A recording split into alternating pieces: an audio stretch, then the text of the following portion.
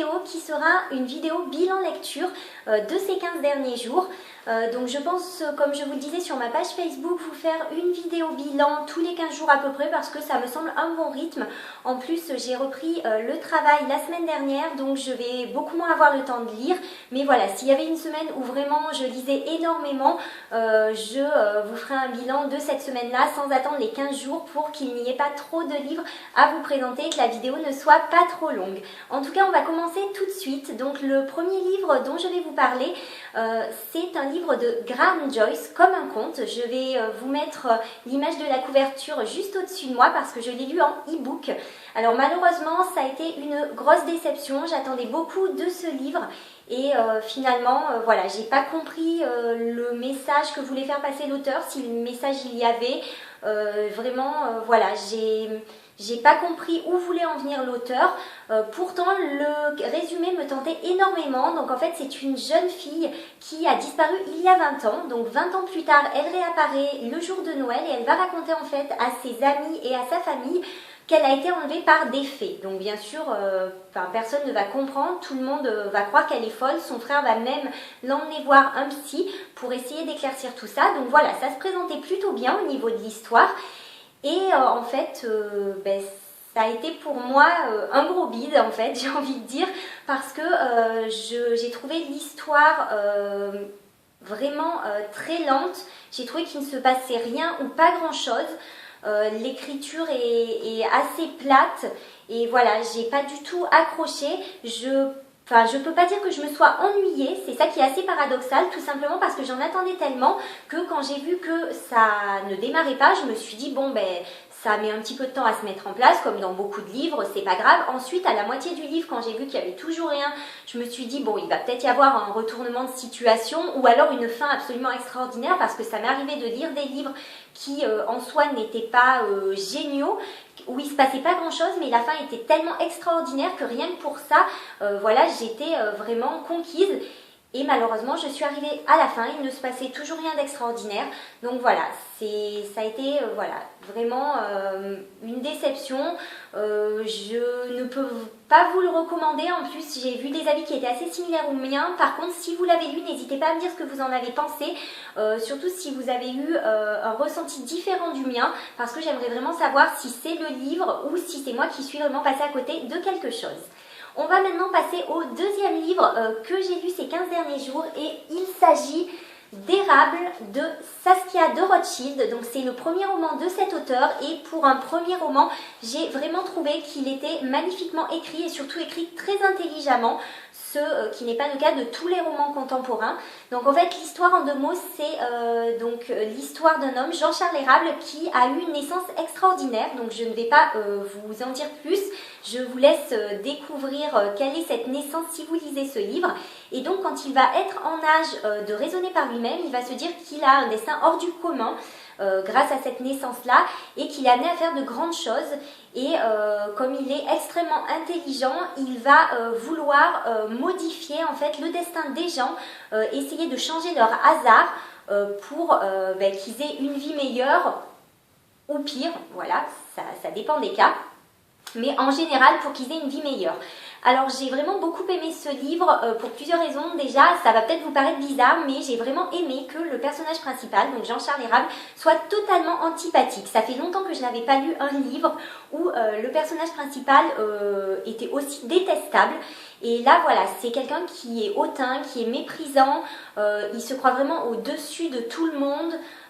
Il veut pas se mêler vraiment à ses semblables parce qu'il pense qu'il est hors du commun et donc d'un côté voilà c'est vraiment horrible d'être comme ça, mais finalement des fois ça m'a fait sourire tellement c'est poussé en fait, hein. Le personnage est très travaillé et j'ai vraiment des fois souri en me disant mais c'est pas possible d'être comme ça. Après c'est quelqu'un qui est très intelligent et voilà qui pense que personne ne lui arrive à la cheville, mais il a quand même des bonnes idées. C'est dommage qu'il ne veuille pas être entouré parce qu'il s'est coupé de tout le monde, il ne veut pas voir sa famille qu'il trouve vraiment insignifiante, il n'a pas d'amis. Il va juste faire une exception, c'est qu'en fait à l'âge adulte il va créer une entreprise qui s'appelle Fortuna pour justement modifier le destin des gens, et à ce moment là il va prendre un associé. Donc bien sûr pas n'importe quel associé, il va trouver quelqu'un qui est totalement au 46e dessous, qui est triste, dont la vie n'a plus aucun intérêt, et donc il va l'embarquer dans cette aventure. Comme ça va lui permettre un petit peu entre guillemets de faire une bonne action, de redonner de la joie de vivre à cet homme là, et en même temps d'entraîner quelqu'un avec lui dans l'aventure. Donc bien sûr il ne va pas être tout à fait honnête avec l'homme qu'il va prendre comme associé, il ne va pas lui dire exactement les raisons de la création de cette entreprise, mais en tout cas voilà, pour une fois il va vraiment s'associer avec quelqu'un, et cette entreprise donc, qui cherche à modifier le destin des gens va malheureusement causer le malheur de Jean-Charles Érable, tout simplement parce qu'une des conditions qu'il avait posées, c'était qu'il ne faut pas utiliser en fait cette entreprise à des fins personnelles, mais voilà, un grain de sable va arriver dans la machine, et il va lui-même utiliser son entreprise à des fins personnelles, et pour lui ça va être le début de la fin. Donc je vous laisse découvrir quel sera en fait un petit peu son destin à lui, mais en tout cas j'ai trouvé que vraiment c'était un livre très très bon, je vous le conseille vivement. Ça pose plein de questions sur les libertés individuelles, sur le destin, sur la place du hasard dans nos vies, et voilà, je ne peux que vous le conseiller tellement je l'ai aimé. J'ai déjà hâte que l'auteur sorte un nouveau roman pour voir ce que ça peut donner. Le troisième roman que j'ai lu ces dernières semaines, ça a été un véritable coup de cœur, c'est Aeternia de Gabriel Katz. Alors j'en avais énormément entendu parler, il me tentait bien. Alors la raison pour laquelle surtout ce livre me tentait, c'est que le héros, le personnage principal est un ancien gladiateur, et j'adore les livres qui mettent en scène des gladiateurs, les films qui mettent en scène des gladiateurs, donc je me suis dit je me lance. Après j'en savais pas vraiment plus, à part qu'il avait beaucoup plu, et voilà, ça m'a suffi. Et je pensais quand même mettre un petit moment à lire ce livre, et en fait je l'ai dévoré en une journée tellement j'ai aimé cette histoire. Donc c'est l'histoire de Letmarek, donc ex-champion d'arène, qui va partir avec ses deux fils qu'il n'a pas vus depuis très longtemps dans la plus grande cité du monde, Kyrenia. Sauf qu'en chemin, il va faire la rencontre, la connaissance d'un culte itinérant, et à partir de là, toute sa vie va basculer dans le chaos, parce qu'il va se retrouver au cœur d'une guerre entre deux cultes, donc ce culte itinérant, le culte d'Oshin, et le culte de la grande déesse dont le temple se trouve à Kyrenia, là où il va s'installer. Et donc ça va être vraiment une histoire de vengeance, de trahison, avec énormément de combats, de violence. C'est un livre très très sombre, mais vraiment j'ai beaucoup aimé. En plus, en parallèle, on va suivre aussi le destin de Varian, qui est en fait un novice qui vient s'installer dans le temple de la grande déesse à Kyrenia, et très vite en fait il va monter en grade, si je puis dire, parce qu'il va être l'objet d'une tentative d'assassinat, et contre son silence on va lui permettre d'être ordonné prêtre, donc bien avant ce qu'il aurait dû être en fait, et donc ben voilà, il va être ordonné prêtre, et à partir de ce moment il va se rendre compte que dans les hautes sphères de ce temple il y a beaucoup de complots, de machinations.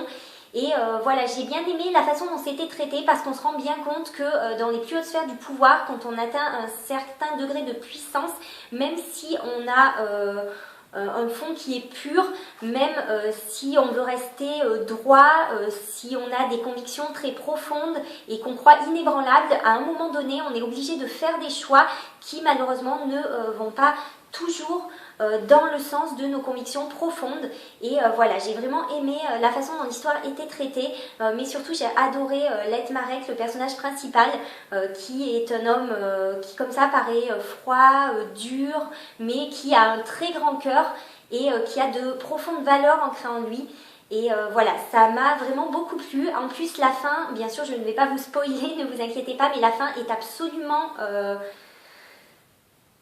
absolument, vous voyez, j'en perds mes mots, terrifiante, fabuleuse, magnifique, enfin voilà, il y a énormément de mots pour décrire cette fin, et voilà, l'auteur va bien sûr nous écrire la suite de ces aventures-là, si ce n'est pas déjà fait, mais en tout cas j'espère que le prochain tome arrivera très très vite, parce que j'ai vraiment hâte de suivre en fait les aventures de ces personnages, et de voir quels vont être leurs choix, ce qui va leur arriver, parce que là c'est absolument insoutenable cette fin-là. On va passer au dernier livre que j'ai lu donc assez récemment, c'était la semaine dernière et ce livre-là je l'ai lu dans le cadre du challenge que je fais en fait cette année. C'est le challenge Topics and Challenge initié par Fanny de la chaîne Proxifny. Et donc j'ai choisi pour le challenge de mars le livre Je m'appelle Budo, je suis l'ami imaginaire de Max depuis 5 ans. C'est lui qui m'a inventé, c'est ainsi que je suis née, de Matthew Dix. Alors juste en 2 mots, le challenge de mars en fait, donc fallait lire un livre dont la couverture ne nous attirait pas du tout. Donc c'est vrai que j'ai choisi celui-ci parce que l'histoire m'attirait mais pas la couverture. Voilà, j'aime pas trop ce bleu, en plus je trouve que le titre est beaucoup trop long. Et donc voilà, je me suis dit ça serait bien de lire ce livre-là que j'ai depuis un petit moment dans ma palle. Et voilà, la 4e de couverture me tentait quand même bien. Donc je l'ai lu, j'ai beaucoup aimé. Donc c'est un livre jeunesse, ça raconte l'histoire de Max qui est un enfant un peu différent des autres étant donné qu'il est autiste. Alors ce n'est jamais vraiment dit clairement dans le livre, mais voilà, on le comprend aisément. C'est un enfant extrêmement intelligent avec de grandes capacités mais qui est totalement dans son monde, renfermé sur lui-même et qui va pas beaucoup vers le monde extérieur. Et donc il s'est créé il y a 6 ans un ami imaginaire qui s'appelle Budo. Et j'ai trouvé que c'était une magnifique histoire d'amitié avant tout, parce que Budo, en fait, Max l'a imaginé pouvant faire beaucoup de choses et je pense que ce n'est pas un hasard. Je pense que Max l'a imaginé comme ça, tout simplement pour qu'il puisse faire des choses que peut-être lui ne peut pas faire de par son handicap, n'arrive pas à faire. Donc Budo, en fait, peut traverser les portes, il peut aller où il veut, en fait, il peut se déplacer à sa guise. Il réfléchit, voilà, en fait c'est un ami imaginaire mais on a vraiment l'impression que c'est un véritable être humain. Et voilà, ça m'a énormément touchée. Le personnage de Max m'a beaucoup plu, mais celui de Budo, je crois, m'a encore plus ému et m'a encore plus plu. Et donc, pour revenir à l'histoire, Max, donc un jour, va être enlevé et donc Budo va tout faire pour le retrouver et pour le sauver. Et donc voilà, j'ai juste trouvé ça magnifique. La puissance de l'imagination, la puissance de l'amitié sont très bien rendues dans ce livre. Et du début à la fin, j'ai vraiment été très émue par l'histoire. Donc c'est un livre qui fait à peu près 400 pages, 420 pages, mais il se lit très bien, assez vite parce que les chapitres sont assez courts. Mais voilà, on va droit au but et j'ai vraiment adoré cette histoire que je vous conseille vivement. Je sais que pas mal d'entre vous l'ont lu, beaucoup l'ont adoré, mais c'est vrai que voilà, je ne m'attendais pas forcément à grand chose en commençant ce livre, mais en tout cas ça a été une très bonne surprise. Voilà, nous en avons fini avec mes lectures de ces 15 derniers jours. Je vais juste vous dire un petit mot sur ma lecture en cours qui est Le Clan suspendu d'Étienne Guéraud. Donc je le lis actuellement en e-book, donc j'en suis à un peu plus de la moitié et pour l'instant j'aime beaucoup. Je vous en parlerai bien sûr plus longuement dans mon prochain bilan lecture. C'est un livre qui se lit pas très vite parce qu'en fait il y a beaucoup de mystères, il y a quand même beaucoup de choses à comprendre, ça fait se poser beaucoup de questions, donc il faut selon moi prendre son temps pour le lire. En fait c'est l'histoire d'un clan qui vit dans les arbres, ils sont soumis à des rituels assez anciens et en fait depuis plusieurs années ils vivent en hauteur tout simplement pour échapper à un personnage qui se trouve en bas et dont ils ont vraiment peur, qu'ils appellent l'ogresse. Donc on ne sait pas trop ce que c'est, on ne sait pas trop si c'est quelqu'un d'humain, si c'est un animal, si c'est une créature un petit peu bizarre. Voilà, il y a énormément, comme je vous dis, de mystères dans ce livre, mais en tout cas, voilà, ils ont vraiment des règles très strictes pour éviter tout danger. Et un jour, un jeune garçon aimant va briser en fait le calme de ce clan en disant que toutes ces règles, tous ces rituels qu'ils appliquent sont dépassés, qu'il faut moderniser tout ça. Et donc ça va être le début d'une révolte. Et il y aura de grands chamboulements dans ce clan. Donc voilà, j'en suis qu'à la moitié du livre. Donc bien sûr, je ne peux pas trop vous en dire plus. Mais voilà, on va s'apercevoir grâce à une jeune fille qui est très curieuse, très intelligente, Ismène, que finalement les anciens ne leur ont peut-être pas dit toute la vérité, qu'il y a beaucoup de choses qui sont cachées, il y a énormément de secrets dans ce clan. Et donc ça rend la lecture vraiment très intéressante et passionnante parce qu'on a envie de savoir ce qui va se passer et on a envie d'avoir des réponses à toutes les questions qu'on peut se poser. Donc voilà, j'espère que cette vidéo vous aura plu. J'ai déjà hâte de vous présenter mes prochaines lectures. En tout cas, moi j'ai pris vraiment beaucoup de plaisir à vous tourner cette vidéo et à vous parler des livres que j'ai aimés ou de ceux que j'ai moins aimés. En tout cas, je vous retrouve très bientôt. Je pense que ça sera avec un tag, hein, mon premier tag. Je vous dis donc à très bientôt. Je vous souhaite une très bonne semaine. Bye bye mes papillons!